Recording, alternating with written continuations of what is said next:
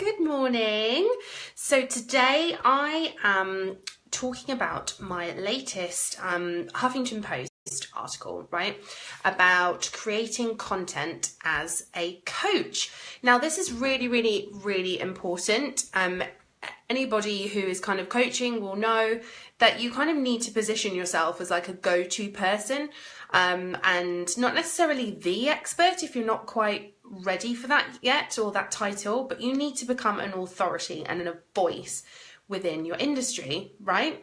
So content is a way to do that. And I'm going to show you, I'm just going to tell you a couple of tips as to how you can quite easily make epic content as a coach. Excuse my messy hair today. So the coaching industry is huge, right? There's loads of people, there's lots of noise, especially online. So you've got to stand out. And you can stand out by having an opinion on something, right? So you can talk about something that you've read or seen or heard, or something that you don't like, something that you really love.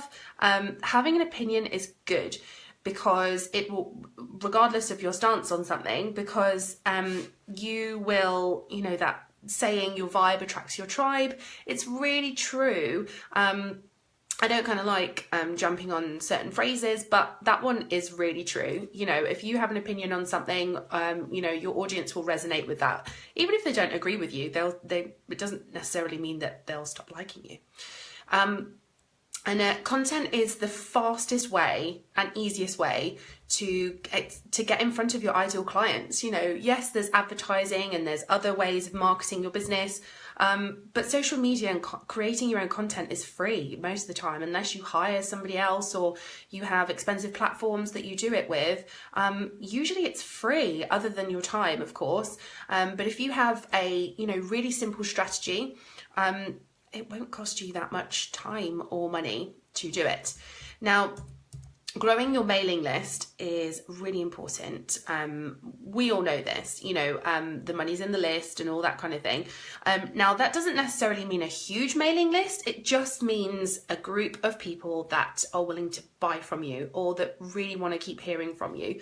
You know, you can have a list of like 500 people, or you can have a list of 10,000 people. But if those 10,000 people never buy from you and don't ever make any money from them, they just came to you because they downloaded your freebie and they're not interested in what you have to say, you know. But if you have a list of like a couple of hundred and they're really engaged, you know, they reply when you ask for feedback, they buy your stuff when you launch courses or workshops or come to your events, that is way better than the numbers game. It's about getting the right people.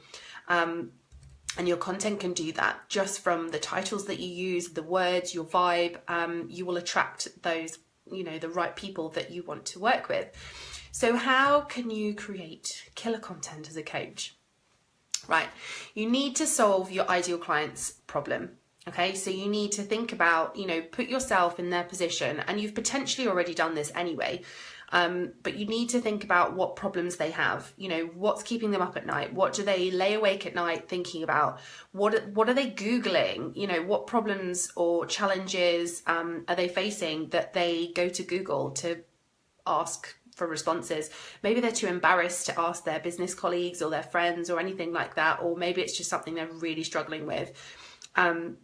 You know, have a real good think about those problems and those pain points and things that you constantly see coming up for your current clients. Or if you're new to coaching, what you think people will be feeling and desiring to be, do, and have. You know, what is it? Where is it that your client is trying to go?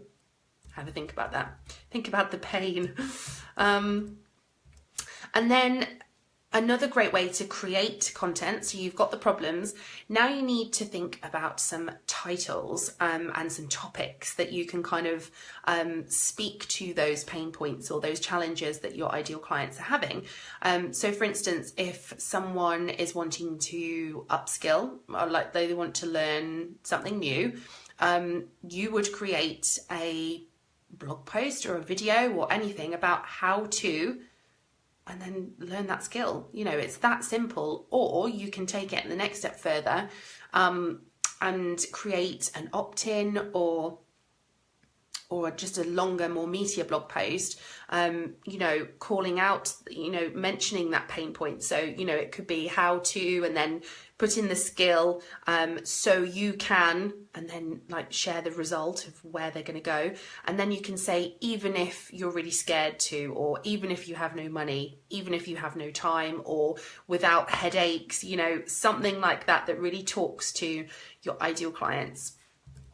Another way of creating epic content as a coach is by going live. You know, do something like this, go live and connect with your audience. It's a really, really great way for them to hear you, especially as a coach when you are offering coaching, you know, and you do one-to-one sessions. They will be able to see what a session with you would be like, in a sense, because they get to see you interacting with people, commenting, or they just get to see you live on the camera and hear your voice. And if they really like you, then that will, you know, the inquiries will just start coming in.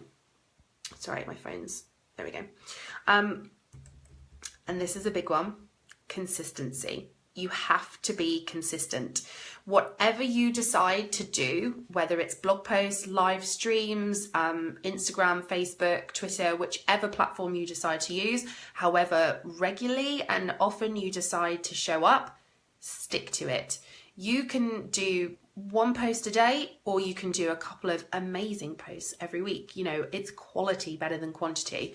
You know, remember when your, you know, English teacher used to tell you that at school, for your essays, you know, it's quality rather than quantity. You don't need to write, you know, masses of nonsense when you can just be really strategic and just say some really cool stuff very, very quickly.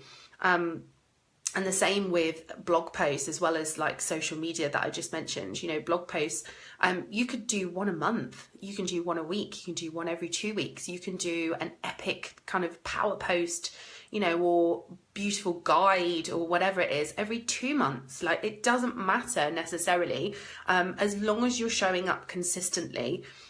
People will start to expect to see you, and they'll know when to hear from you. I know some people who do daily emails to their list. You know, that's a lot to me, but it works for them. They love it, and their audience love it, because they know what they're letting themselves in for, and they're up for that, and that's fine. So it just depends on how much time you have, what you think your audience will want from you, and consistently show up. That is really, really key. I know when I started doing this, I made a promise to myself to be more consistent earlier in the year. And then I, like literally within 2 or 3 weeks, my mailing list had grown 10 times its usual weekly rate. It was insane. And I see this with my clients all the time. You've just got to start showing up and be consistent, however regularly that is. And another great tip is to repurpose what you already have. You know, there's no point reinventing the wheel. Go back into all your beautiful old blog posts that you wrote, you know, a year or 2 ago, and just update them. You know, maybe reword them. Maybe you've got an old bio in there or some old links that don't work. You don't have to rewrite the whole thing. Just kind of spruce it up a little bit, and then when you save it with today's date, and then it will come to the top of your of all your blog posts. And that's a great way to have some new content, and you know, get it out in front of some more people without having to keep writing and creating stuff. And then the last tip is sharing, right? You can just spill your heart into blog posts or lives or whatever it is you spend your time doing with creating content online. And then you sort of hear like the tumbleweed, you know, no one's reading it, no one's liking it. You know, apparently like 2.7 billion blog posts are posted every single day, every day.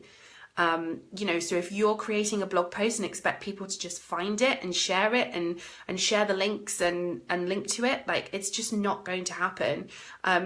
You have to tell people about it. Email your list when you write a new post. Share it on social media. Don't just share it once. Keep sharing it. A lot of people think, oh, well, people are probably bored of me sharing this. They potentially haven't seen every single post that you've shared. So keep doing it, keep sharing it, you know, for weeks afterwards. It's absolutely fine. Months afterwards, in fact, you know, if it's still relevant, keep sharing it. There's absolutely no harm in that. You have to leverage everything that you do. You know, you've spent a lot of time on it, so share it and get it out there to the world. And that's it, really. So show up consistently, share your stuff, repurpose your old stuff, go live, and then just create some really juicy that talk to your audience and their issues that they are having. And that's it. And that is how to create killer content as a coach. Now, if you need anything else from me, or if you've got any questions on this topic, and maybe you have a specific coaching business that you need some ideas for, just comment below and I will help you. I am here but to serve. Enjoy the rest of your day. Bye for now.